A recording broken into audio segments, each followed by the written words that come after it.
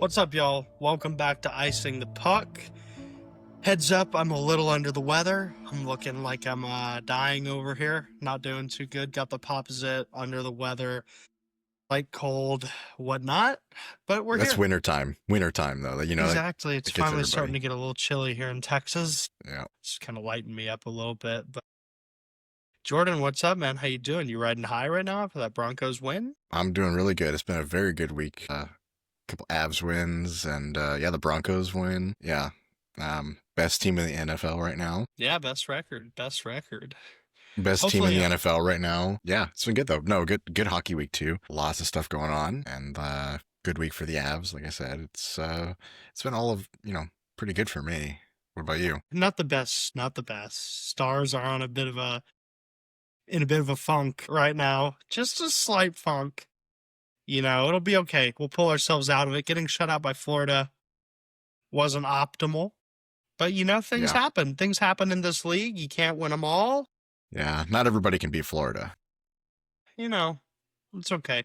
I saw something. Apparently, coming into the matchup, now it's they were 5-0 in our last 5 meetings. Now they're 6-0. And Bobrovsky is now 21-2-2 all time against Dallas. Wow. Yeah. So just various different teams that he's played for. They like playing Dallas. He does, I guess, whether he's on Philadelphia, Columbus, Florida, it doesn't matter. He's going to beat us, I guess. But yeah, it's okay. Hopefully my Cowboys can make up for things tonight. But, we're hanging in there. I slept most of the day yesterday, but I did actually, yesterday was the first day in a while, though, that I just sat on the couch, didn't move, and watched hockey. So it was a good day. It was a good weekend by all means. Not having to just constantly check back in with hockey. You're able to just sit down and watch it fully. Exactly. Yeah. This is the first weekend in a while I didn't have a million different things going on. Those are good days. Yeah, it was good. So, then a little Christmas shopping today and whatnot. So we're hanging in there. Well, first thing we need to talk about, kind of the biggest thing we need to talk about, it's going to be a lot. These 2 big trades happened this week. We'll start with the first one. I have it memorized. I've reported on it so much. I know. The Edmonton Oilers receive Tristan Jarry and defenseman Sam Pullen. And I believe they got another defenseman from Nashville. Forget who it is. That was kind of a side thing. I thought it was a 3-way, but it's a side thing. And then the Pittsburgh Penguins get Stuart Skinner. They get Brett Kulak, and they got a 2029 second round pick. Jordan, we always grade these trades. What are you giving it, and who won the trade? Damn, this is going to be a very difficult one to rate for me. Are you serious? I mean, at the end of the day, I think the Penguins won the trade. Okay. Mainly because they got a pick, a depth defenseman, and they just traded goalies. Like, it was a goalie swap, basically. I mean, and then they just somehow managed to get a little extra. As for a grade, like, overall, it's like a C. I mean, like, it's, it's like, I mean, there's not much else they could do. Like, the Oilers were kind of stuck. They kind of were tied, had their hands tied a little bit. They couldn't really trade for much else, and that's what held them up, and that's that kind of tied them up there and limited their options. So I can't really give them like an A, because it's not, I don't think that it's that drastic of a change. Like, I think Jarry right now is playing better than Skinner, but let's see long term how he holds up in Edmonton, because it was not just a goaltending issue. That was a big issue on their team, but that was not their only problem that they had going for them. We'll see. I mean, what do you rate it as? Yeah, I think I'd give it like a C+. I'll say this. I think both teams addressed, issues. First of all, y'all, this is going to be an I told you so moment. We talked about it last weekend, and usually I wouldn't be like this, but for some reason, a lot of people on the TikTok really hated the idea of Edmonton trading for Jarry. They said it wasn't going to happen. They said they were going to keep Skinner, or they were going to get a different goaltender. I mean, the more that the week went on after our episode last weekend, I did not see a scenario where Edmonton got anybody else. I tried to make it make sense for a couple different guys. it just didn't make any sense. Some were too big and some weren't enough for this team. Tristan Jarry fit right in. A guy that has been sent down twice by Pittsburgh in the past couple years, spent long stints in the AHL, and then finally comes in this year. His mind is right. He's kind of a little more prepared for the season. And by all means, he's playing well. I won't say he's playing great, but he's playing well. Obviously has a better save percentage than Skinner, but both teams addressed issues. Edmonton had to make a change. They had to get rid of Skinner. No matter what, they had to get rid of Skinner. Skinner gets a fresh start somewhere else, okay? And here's the best part about this is, he has a very low salary. He doesn't make that much money. So if things don't work out by the deadline in Pittsburgh, guess what? He could go somewhere else. They could trade him away for more capital. Same with Brett Kulak. Brett Kulak is on a contract year. It's a depth defenseman, which Pittsburgh did need. They just put Dumba on waivers. If he doesn't work out, they could flip him for more capital. Okay, and Edmonton gets their goalie, and the pick, it's a throwaway pick. I mean, it's years from now. Yeah. Nobody's really even focusing on the pick. And Edmonton wanted a defenseman out of this. I think they knew they were going to get a top dollar guy. They got, a lower grade bottom pairing defenseman in Poulin. I think by all means, it's a trade that addressed both teams exactly what they needed. I think because it was the first major trade of the year, it looked a little more blockbuster than it actually is. But I think it was more blockbuster just because it happened, not what the trade was. Because it was Edmonton and everybody's been talking about Skinner and trading for a goalie and doing whatever. It drew a lot more attention than it would have if it happened in the offseason or whatever. It's definitely, I think it's a move that they should have made before the season even started. Yeah. I think they're kind of playing catch up now a little bit. Not catch up, but, it's like there was no reason to start the season this way. I mean, I guess they were hoping that there would be a change, but. Yeah. And also we should add that Jarry looked good in his first start against Toronto last night. Allowed 3 goals. It's tough, but 3 goals against Toronto, who's been up in their game a little bit, and he had the Edmonton offense to help him out. I mean, they put up 6, so that's going to help. Did Skinner play?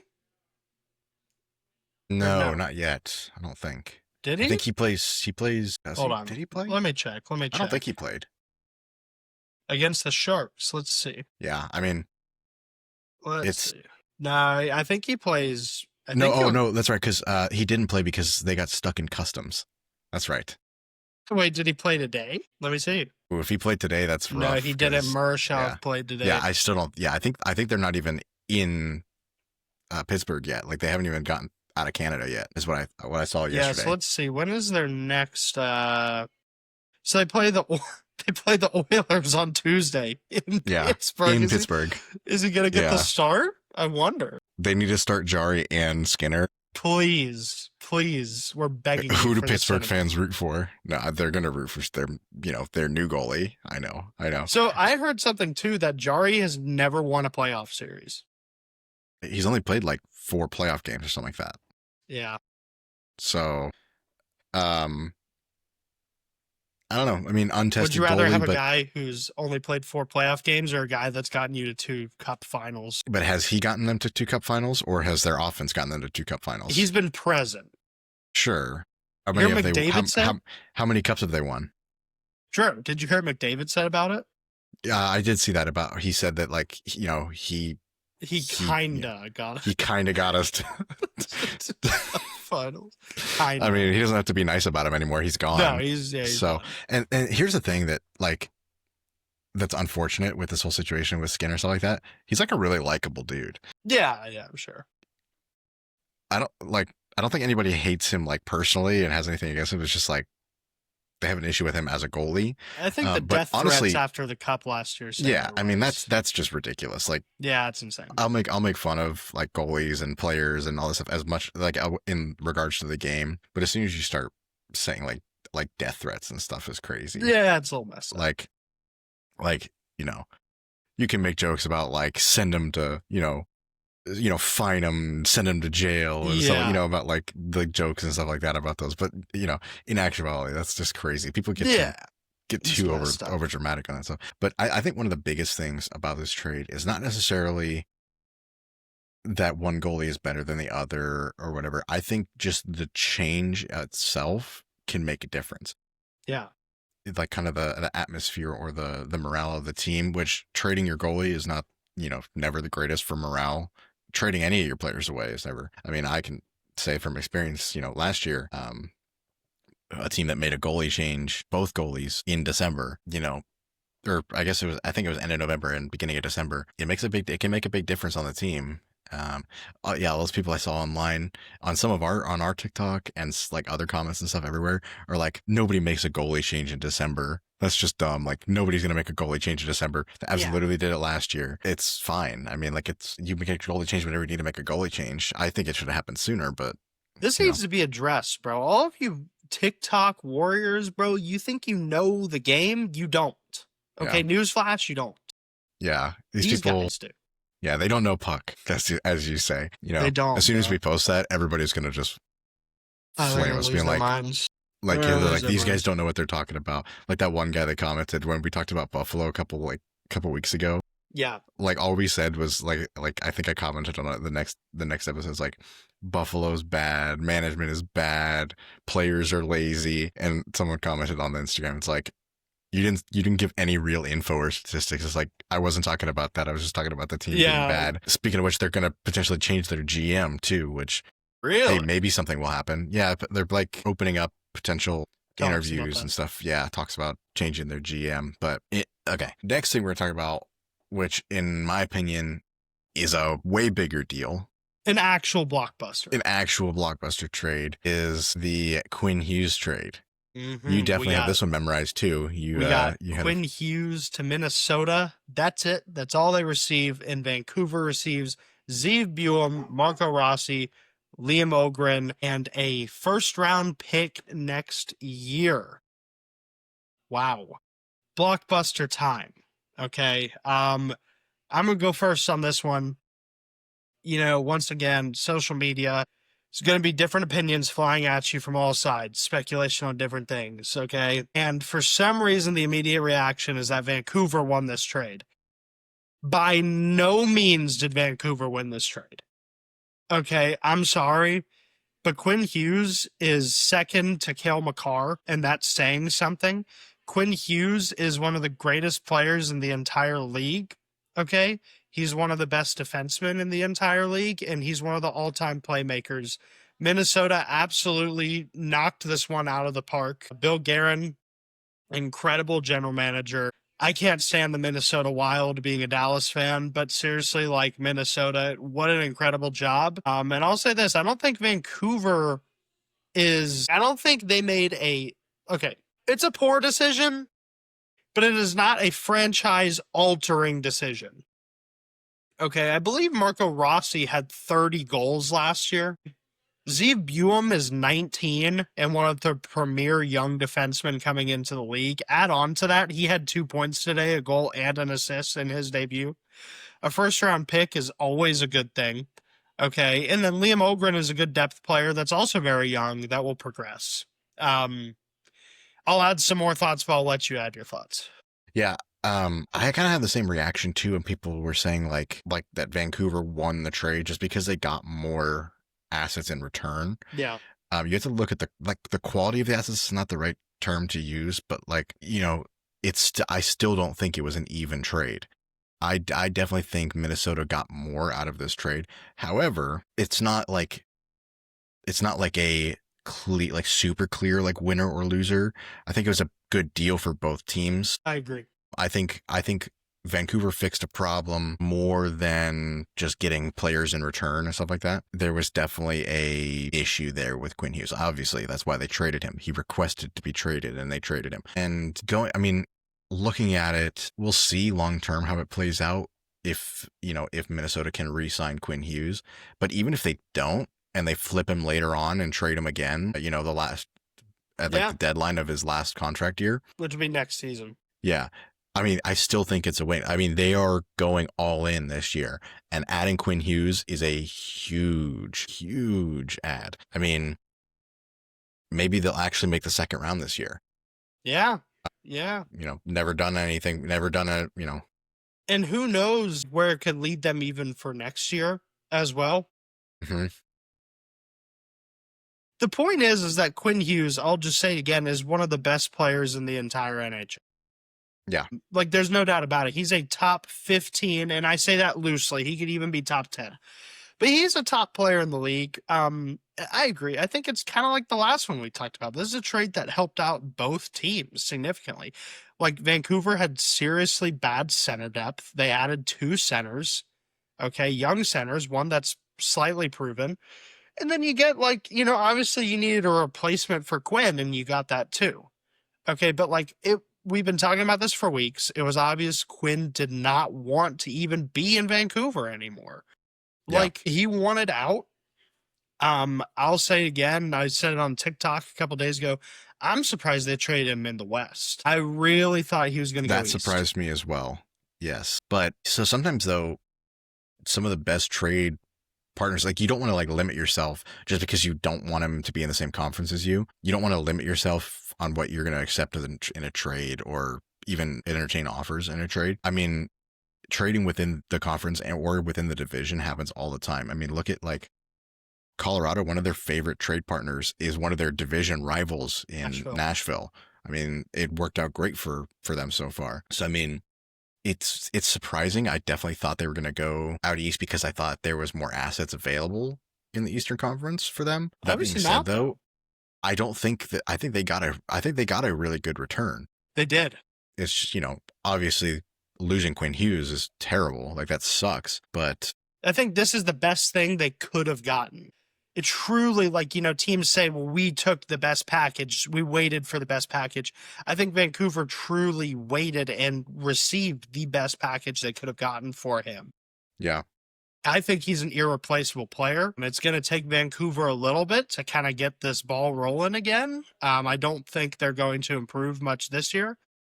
But, I mean, hey, their years don't look as dark as it could have if maybe they traded him for pennies. Yeah. Like a desperation trade at the deadline in his contract year. If you're going to get it done, just get it done, Yep. And that's exactly what they did. They got it done, but. Yeah, I mean, I'm curious to see what's going to happen with Vancouver for the rest of the season now. I definitely don't think that they're not going to like turn their season around all of a sudden and, all of a sudden be like top of the division. That'd be crazy. But they're kind of like, they're not full rebuild. Like, they're just kind of just added more pieces. Yeah, like, exactly. So I'm curious to see how they're going to look for the rest of the season and then moving into the beginning of next season, because it could be a big difference. Like I said, we've talked a lot about on multiple episodes about how the morale and kind of the behind the scenes stuff of the team and the interaction between the players and the coaching staff and whatever can have a big impact on the actual play of the game.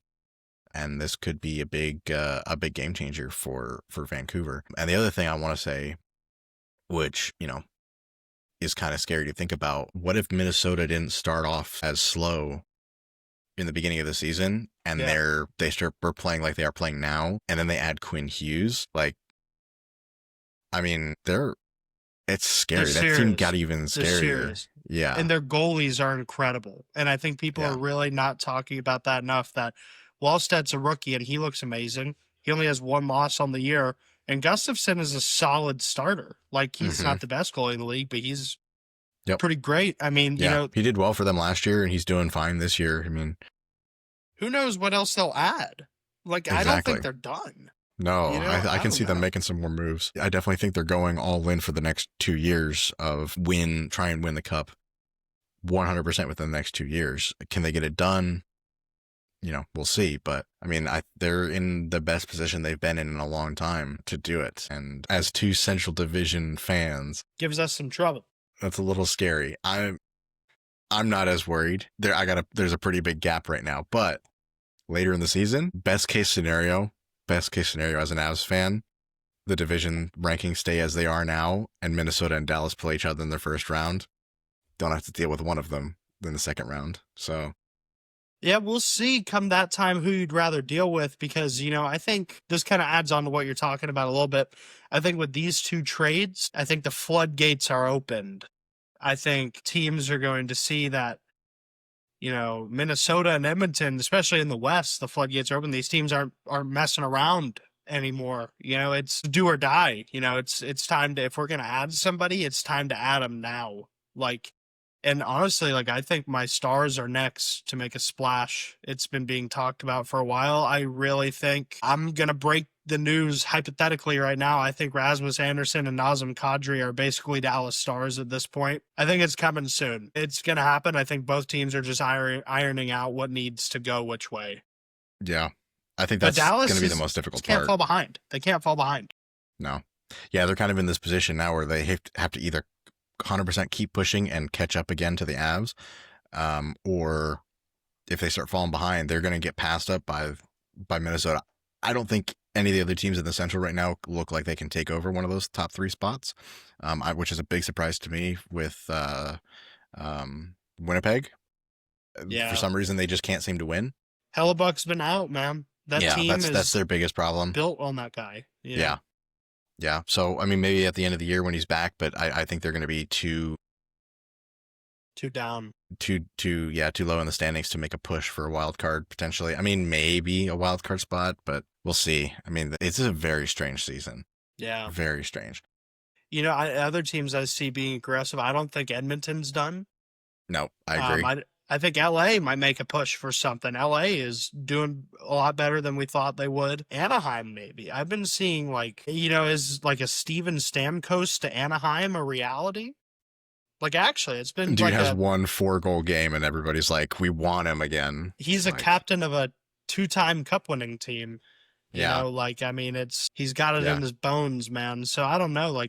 These are a bunch of hypotheticals we're throwing out here, obviously, but the West is becoming the Wild West at this point, and the Avs are the sheriff and everybody else is outlaws. Yeah. The biggest one, I'm curious I want to get your thoughts on it. This is turning into just a bunch of trade rumors, and it's my turn to throw out some of the, on a scale of 1 to 10, how likely do you think it is? On a scale of 1 to 10, how likely do you think it is that Edmonton trades Nurse? That's low. That's a 2. Really? Yeah, nobody will take that contract. Agree, kind of, but also I was very low on are they going to trade Skinner? Not because nobody wanted to take the contract, but because I just thought they were too dumb to actually make a trade. So the only case I think they need to find a way to dump him. Yeah, I mean, the only case I could see, how many more years are on his deal? A couple? Sure. Hold on, let me see the exact I could see him in a package to Vancouver to get Evander Kane back and maybe a few other Nurse is in year 4 of an 8-year deal, 9.25. Okay, I changed that to a 1. Nobody's trading for him, even with retained salary. It's not happening. No, I mean, I just think there's going to be a lot of trades coming, especially for the Western Conference. Things are getting a little crazy. I don't know what the Eastern Conference is going to look like. I know there are a couple teams climbing the ladder again in the East. New York Rangers are back in the jig here, back in the dance. Florida has been winning. I mean, see, here's the issue with the Eastern Conference right now. I've seen a lot of stuff online, people talking about this year, the Eastern Conference it's so competitive. It's so, so tough and whatever. I think the standings are a little misleading. It's because all the teams are so close together. Yeah. But it's not, it's because they just keep beating each other. What if I told you the Islanders are second place in the Metro? Yeah, that's crazy to me. You know who I can see being aggressive? Sorry, I keep jumping into you. You're good. But yeah. Washington. There was rumblings that they might have gotten Quinn. Didn't happen, obviously, but watch for Washington to be in the mix for another defenseman and maybe even another center. Washington, I think Ovi's last season, just let it all go. Just try and do it. Just try and win it. Yeah, a really solid push for the cup again. Stamkos to Washington? I don't even know if they could afford that. I don't know how much cap space they have, actually. I don't think very much. They got a lot of big They might deals. be the Caps, but they don't have the cap. Didn't they buy that cap website? Cap Friendly? Cap Friendly? Yeah, they bought it and then shut it down. Damn. I loved Cap Friendly, bro. That was such a good we have website. Puckpedia. I like Puckpedia the most. Yeah, but Detroit gonna pick somebody up. I I like mean, Detroit this year, man. They're fun. I like I saw Detroit. some stuff about Detroit. Yeah, could potentially be a buyer at the deadline. I think Toronto is going to be a seller. Yeah, for sure. I think Morgan Riley might be on the move. Morgan Riley to Detroit? And I saw another one that about, speaking of Nashville, apparently Ryan O'Reilly potentially being traded. Yeah, he almost got traded to New Jersey last year, but apparently they're looking for a first-round pick. Yeah. Dude's 34. Yeah. I like Ryan O'Reilly. Yeah, he's great. But I don't like him that much. Like, I don't know if I would make that trade. I saw some stuff Ryan about, O'Reilly like, he should go back to Colorado. I was like, no. Colorado's good. He does not fit anymore. Doesn't Ryan O'Reilly just look like a Red Wing? He kind of just does, right? He doesn't have the visor. He's like tough, burly. Like, he looks like a classic, like, 90s Red Wings player.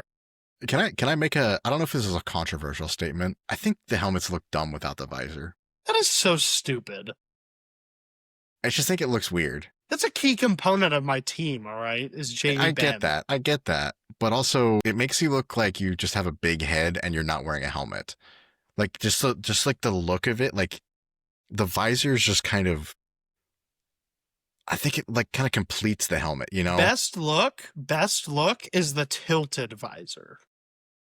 Like, where it's slightly like how Mikko Rantanen wears it, how Brock Faber wears it like that. What player that you really like does that? There's a ton of them who wear it like that. I know.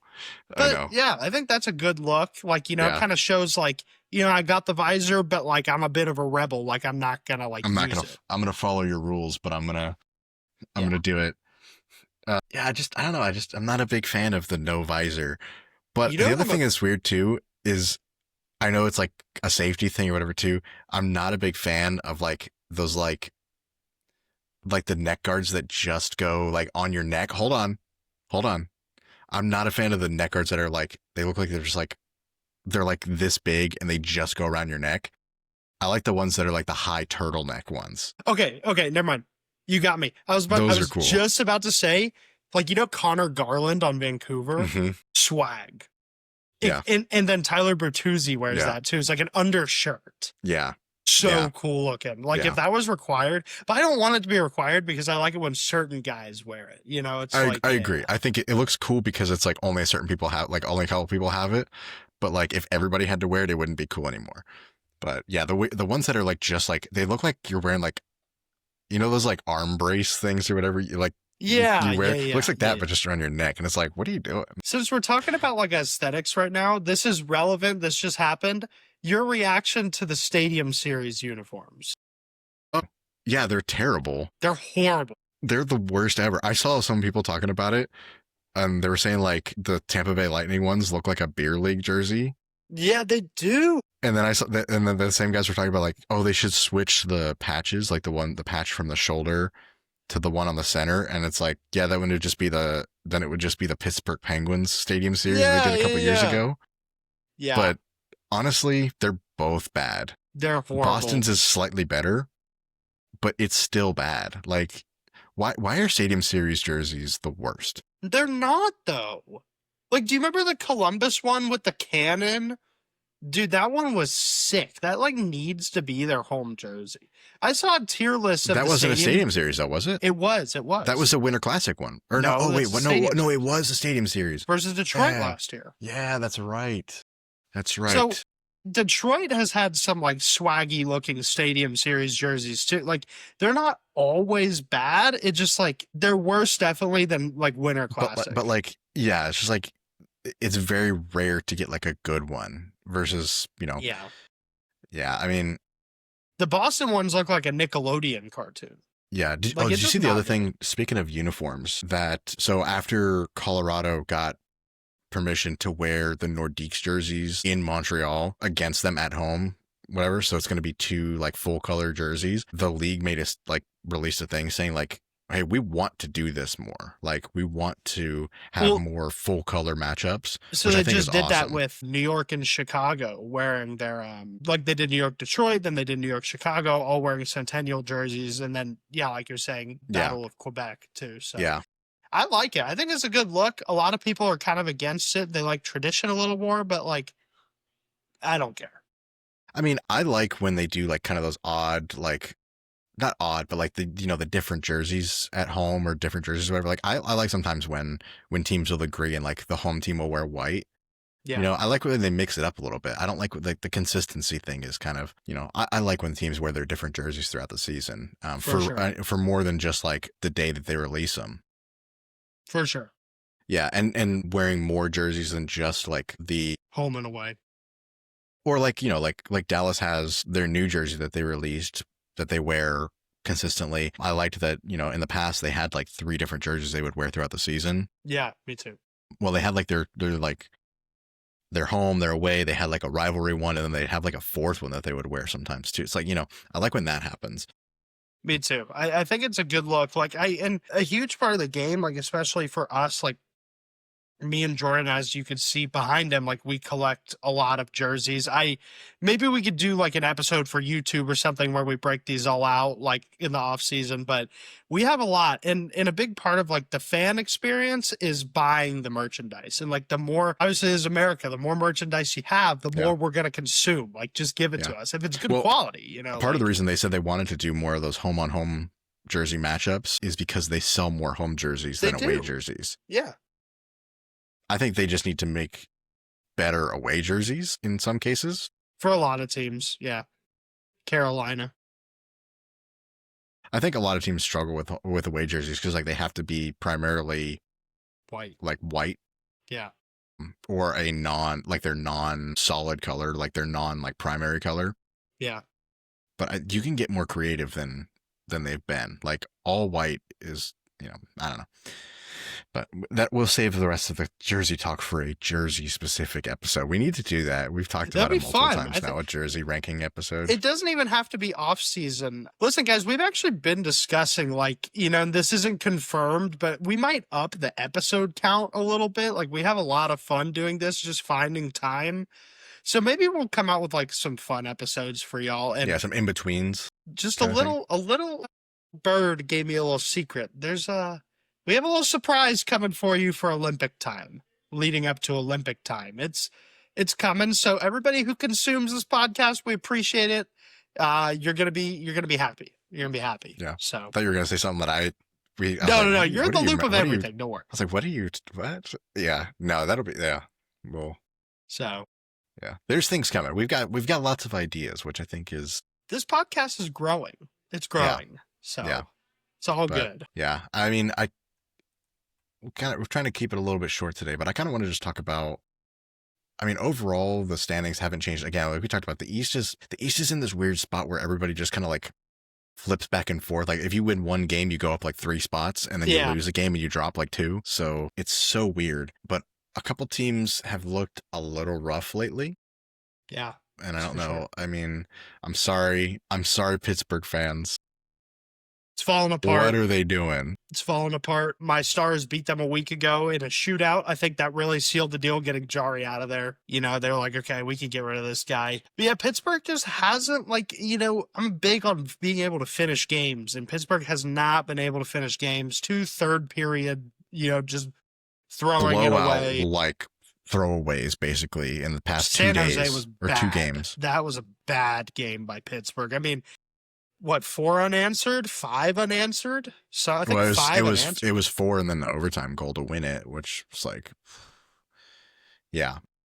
Yeah, it's not looking good. Do you think Pittsburgh gets aggressive maybe at the deadline? Well, I mean, they already added a defenseman now. Like I'm saying, after this Jari trade, are they done, or is it like? No, do you think I don't think they're done. I just don't know what they would trade for. One of their issues they have right now is they don't have. I mean, they're not going to trade their very top guys, obviously, but they don't have a ton of. They don't have a ton of depth. Like they have, a bunch of players. Like, and they have, like you said before, they have like one of the best draft capitals in the league. So I think if they're going to trade anything, they maybe trade some of that stuff. Yeah, they've got a lot, squirreled away. Mm-hmm. but they have to make the decision on how much they're willing to give away for a win right now, or are they trying to build the future for after Crosby is gone? It's a weird spot, and we've talked about this before. They've been in a funk, they don't really know. I think they didn't even expect to be winning this much this year. I mean, obviously it's a good thing. It's always good when you're winning, but it kind of puts them in a weird spot because they have so many veterans that are probably hanging it up. Yeah, I don't know. Pittsburgh is kind of a toss-up. Another team that's really fallen off here, and once again, I mean, I feel like we talk about this as a broken record every week, but New Jersey. It's been more of a fall off. I think we expected to be short term. It's been a little long term now. 2 weeks of just straight losing. Maybe a win here and there, but they're really missing Jack Hughes right now. I'm not too worried about Pittsburgh or New Jersey though, because this is such a tight division. Like you said, if somebody loses and then they win, the standings could shift really quickly in the Metro. I don't think there's any one team. I might even like New York's been winning again, and I like New York. I think New York is still in the mix of things here, but Columbus a little. I don't know. I think Columbus is probably out. Yeah, I mean, I'm big on Columbus. I like Columbus as a team, but yeah, I mean, they're definitely not in. I mean, with this division, or I mean, with this conference, you never know. Yeah, these teams go on streaks, and then they go on, losing streaks as well. Another team falling off is Montreal. Started really hot. They have some serious goaltending issues going on right now. Yeah. I actually wanted to talk kind of a little bit and talk about it in the West with Seattle. Yeah. Again, another team that had a hot start and looked really good. And then they have kind of the same problem that, they're just like Winnipeg. I don't know what's going on with them. They just can't seem to get these wins. Because when you watch them play, they're not playing bad. It's just they just haven't been winning their matchups, and that's one of the toughest things as a team when you could look at it and it's you don't know what's going wrong. There's not a glaring issue that you need to correct. It's just just not winning, which sounds very like a non-answer, like a non-reason. Sometimes you just can't win a game, and there's no I don't know, there's just no glaring reason why. Seattle, I'm looking at who they're losing to, and obviously we get a little high on some of these teams sometimes. We're an overreaction podcast, but the consistent thing with Seattle is they can't beat the big boys. They're losing to, Edmonton, which Edmonton is technically one of the big boys. They've made 2 cup finals. They lose to Minnesota. They lose to Detroit. They lose to Utah, who's been down too. But it's not like they're losing to and yeah, they're losing to the good teams, but it's in this league, it's you have to get some wins over the good teams. I mean, they beat the Kings recently, but yeah. If they make the playoffs, are they just a throwaway team? I think they would just lose first round. I don't even think they're that talented. Yeah. I think I thought they were more talented than they actually were, but you look at their team and it's their forwards are all guys who are bottom 6 guys on other teams. That was kind of you kind of have 2 different ways to make a team. You have your 2 guys, or your 1 or 2 guys that are the big name players on your team. And then you have kind of a couple mid-level, talent guys and stuff like that. And then your bottom 6 is just kind of hope for the best. Or you have an entire 4 lines spread of middle of the pack guys. Yeah. Which historically I don't think has really worked. It's you need to have those guys who are making those plays consistently every night, and because more likely than not, they are a factor in every play, regardless of which line's on the ice. Well, because it gets mixed up, and you can look at these divisions. Let me put it this way. Top team in the Pacific, Vegas. You have Eichel and Marner. That's why they're going to finish as the top team, okay? Top team in the Central. Do we even need to get into your Avalanche? We all know why they're the top. Okay, they have 2 of the best players, 2 of the top 5 players in the whole league. Carolina.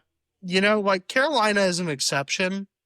Carolina's probably the only team that's succeeding in that kind of design. Yeah, and then Tampa, you have Gensel, Kucherov, like, like it's just unmatched, like, I mean, there's a lot of examples of like teams that don't have like a number one star guy and they're still really good, but like, are they going to make it to the cup? Like, it's probably a lot harder. So that's all we're trying to say here. Like, Seattle definitely doesn't have like who's the best player on Seattle? Brandon Montour, and he's like a B plus defenseman. Yeah. Eberle, maybe? Yes, Chandler Stevenson, maybe? I don't know. Yeah. I think it's Brandon Montour, in my opinion, but like... Probably. I don't know. Not their... really? Their highest paid player is Matty Beniers? I did not know that. No. Yeah. How much does he make? Oh, no, I'm sorry. Vince Dunn is their highest paid player. And then Montour, right? Montour and Beniers make the same. How much? 7.1. Beniers makes 7? I didn't know that. He does a whole lot of nothing. Yeah. He signed it. I didn't know that. That's interesting. He uses Snapchat quite a bit. There's another team who's really fallen off here is Ottawa, dude. What is happening? Ottawa is just like checked themselves out of the hotel. They're not winning, bro. They suck. I thought you were a big Ottawa guy. Oh, no, I'm sorry. That was 2 years ago that you were a big Ottawa guy. Well, Ottawa has the worst save percentage in the league right now. I think it's like an 8.72 or something, bro. That's crazy. Good. Remember when their number one goalie was one of the best goalies in the league in Boston? Yeah, he won a Vezina. Yeah. He's checked out too, bro. He sucks. Yeah. I don't know, man. Good. Dude, is it the rise of like middle tier goaltenders that are taking over this season and the league right now? Let me ask you a question here. After looking at these standings, do all Canadian teams miss the playoffs, or does Edmonton make it? Edmonton is like the only one. Edmonton and maybe Montreal, maybe. Well, look, hold on, wait. Let me look at. So currently, I think it's just Edmonton, Montreal that are currently the only wild card. Edmonton is the only Canadian team in a playoff spot right now. Wow. And they're also the only one right now, Edmonton is the only one that makes it. Yeah, the only one that's close to making it is Montreal, but they have to pass the Devils and Pittsburgh and the Flyers to get there. Wow. Or like, they basically two of the three they have to beat to get in that spot. That's crazy. Nuts. Damn. I didn't think about it. I hadn't really looked at that. That'd be awesome. And last year was the first time in a while that multiple Canadian teams made it. Yeah. Yeah, that's true. I mean, it could be very well. I mean, it's December. Yeah, it's December. It's not making some ourselves. Overreactions, but that's fun. It's fun to make those. It's fun to talk about that stuff, but yeah. I don't know. Anything else you want to discuss today, man? Not a ton. I mean, the big things, those trades were crazy. I'm curious to see, 6 months from now how they worked out. I'm curious to see how a lot of stuff 6 months from now has played out. But yeah, it was I do agree with what you said, like the kind of the floodgates are going to open here. I think there's going to be a lot more trades this season before the deadline than normal. Yeah, I can see a lot of teams making some moves earlier in the season this year because a lot of teams are in a spot where if they make those moves, they could be, setting themselves up big versus trying to do them at the deadline, like you see with a lot of contenders doing. So I think there's a lot of teams that are going to make some moves to be contenders. Yeah, all the talent's gone. We shall see in due time, and we shall see what this week has to bring us. Every week it's something new at this point, so we will see. But listen, man, it's been a pleasure. Love doing this. Great time. These trades are nuts, guys. It's just going to get crazier. So yeah, let's all buckle up together. Yeah, it's good. I'm enjoying this. A little bit shorter episode, but check out the socials for more content. That's a big one. Check out the socials. We're posting constantly, responding to all the comments when we get them most of the time. But yeah, it's lots more to come. Like I said, we've got a lot of ideas in the pipeline, so we'll forward to it. So, yes, sir. Thank you everybody for the Olympics. Yeah, thank you everybody for listening, and thank you for everybody that has looked at the socials and used them, and we love the interaction over there. So yes, sir, of course. But yeah. All right. Good conversations today. Talk about this trades and the standings a little bit, but we are out for the day. We'll see you on the next one. Yes, we will.